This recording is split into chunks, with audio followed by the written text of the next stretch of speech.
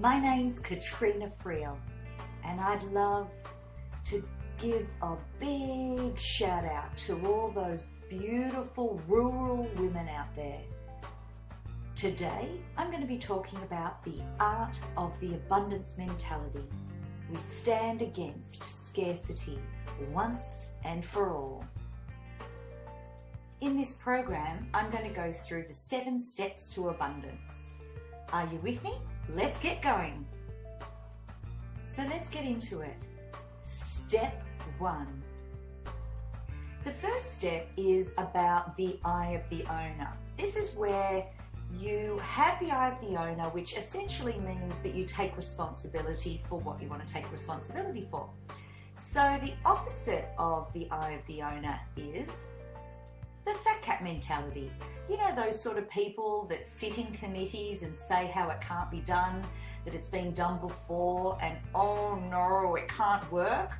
You know those people? Well, they're the fat cats. But let's get back to the eye of the owner. The eye of the owner people, they are the ones that take ownership of what they want to take ownership of. They take responsibility. They're the leader in a situation. They'll have vision. They will push things forward. But the main essence of the eye of the owner is really that taking of the responsibility. Okay, so step 2. Those with the eye of the owner, what they're really good at is they understand the locus of control. So what that means is you're wanting to expand what it is that you can control. And if you can't control it, then you want to expand or look at the things that you can influence and not wasting any time over things that you can't control.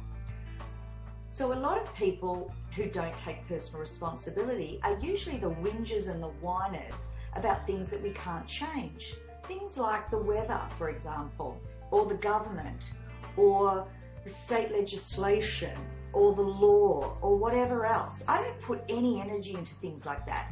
I only put my energy into things that I can control and influence and expand those 2 spheres of influence. Okay, step 3. To have the abundance mentality, you really need to have a little look at your personal power. Now, personal power is how much heat can you actually radiate. Now, what I like to think about in this situation is think of a moth to a flame. A moth is very attracted to light, and we as humans, particularly women, have an incredible light. And if you have incredible light that people are attracted to, then you have a lot of personal power. So if you notice, people that are really generous of spirit radiate a lot of heat, and they have a lot of personal power. So if you'd like to increase your generosity, then you have to increase your heat around your personal power and draw people into that. Okay, so step 4, let's get into it. The next step is emotional intelligence. Now, emotional intelligence is basically 2 things. The first part is to really know yourself. The second part is to understand your impact on others. When you have those 2 things set really high, then you are essentially emotionally intelligent. Now, emotional intelligence is one of 9 intelligences. And in business today, emotional intelligence is right up there as number 1 on the list.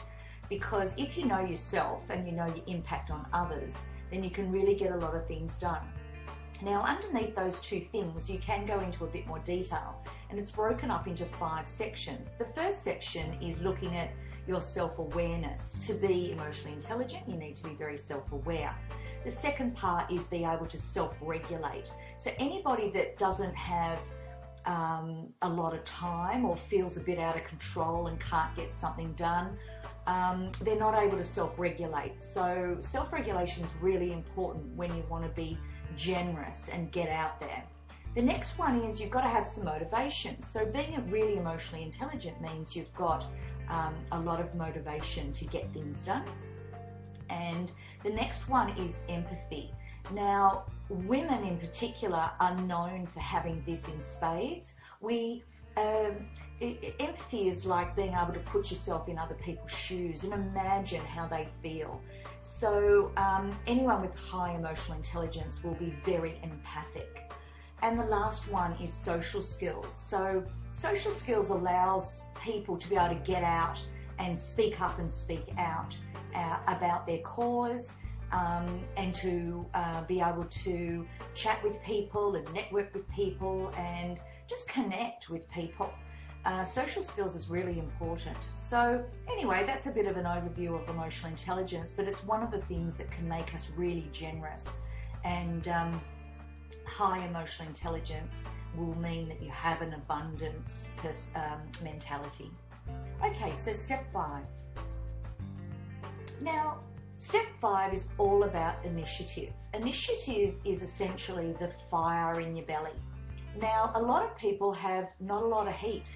They have no fire in their belly about anything. What I'm advocating here is for you to find what you get fired up about, and that's where to put your generosity of spirit, into that stuff, that thing.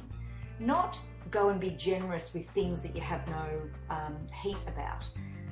What I'd like you to do is really sit down, have a good long hard think about what makes you get hot, what makes you get excited, and what gives you a fire in your belly. Because if you've got a fire in your belly, then you'll have heaps of initiative, heaps of get up and go and make it happen. Step 6.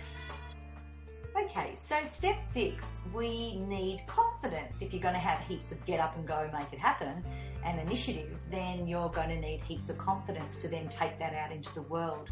What I want to explain here is confidence is made up of 3 things. And to be confident on something, you need to have these 3 things in balance. The first thing I want you to ask yourself is, do you believe you can? Do you have self-belief about that thing that you want to get going on? The second thing to think about is, how does it add value to you and others? How does it add value to you? Does it make you feel great? Will it add value to your business? Will it add value to your home? Will it add value to just you? And the third thing is, you need to be self-assured. So self-assured means sticking with it until you get a result. So a lot of people don't believe they can, they don't think it will add any value, and they're not willing to stick with it. So no wonder they're not confident on that thing. So if you want to get confident on something and take it out to the world and be in abundance about that, then you've got to believe you can. You've got to believe it adds value somehow, and you've got to stick with it long enough to make it happen. Step 7, the last step. So the last step is all about being human, being yourself, being real, being authentic, and being true to yourself. To be generous is to be yourself in the area that you're interested in. To be real and get real about what it's going to take to make that thing happen. And to be authentic, so to present yourself in a way that's really true to you, and you're not pretending to be anything that you're not. Just be real, and that is generous to yourself. So while we're talking about being generous, of course I need to give you a gift. I'd love to give you a gift, and my way of giving to you is through a free refresh coaching session. So I'll give you my details so that you can get in touch and have one of those refreshing coaching sessions with me anytime that suits you. Just on that, I wanted to let you know that I've written 2 books. Both were #1 best-selling books. The first one is Refresh Your Career, which goes through the 7 principles we've just gone through. The second book is Refresh Your Life, and that has 17 steps to refreshing success. It's essentially my goal-setting book, so that you can walk yourself through what it is that you want to create and be generous to the world about. The next thing I'd like to draw your attention to is Refreshing Retreat. It's a 2-day event, and we can have it in your town. So reach out. We could get a gang of your best friends together in a small venue somewhere in your town, and I'll come to town, and we will spend 2 beautiful days together and really refresh your thinking and immerse yourself in yourself. I can't wait to meet you, and I can't wait to come to town. So, as promised, here's my details. Please get in touch. I'd love to chit chat with you and find out how can I serve you with abundance. There's my website. It's katrena.com.au. But notice I'm spelling Katrena with an E, Katrena.com.au. That's me being myself. That's unusual spelling for a unique and individual person. My email is katrena@katrena.com.au and my mobile number is right there, 0412 537 053. Or you can do the usual. Facebook, you can Facebook me at Refresh Your Thinking, or go to LinkedIn under Katrena Friel. Twitter is Refreshed Life. Google Plus, I have no idea how that works, but I'm on it. And Pinterest, if you'd like to know all about me and what I love. Pinterest is quite revealing. And lastly, thank you to you for listening and spending this time with me. Thank you to the rural woman. What an amazing community. What an incredible platform. Something that we can all be proud of. And finally, thank you to Rebel Black for finding me and allowing me to contribute in my small way. Thank you for having me, and I look forward to seeing you all very soon. Love and light to you all.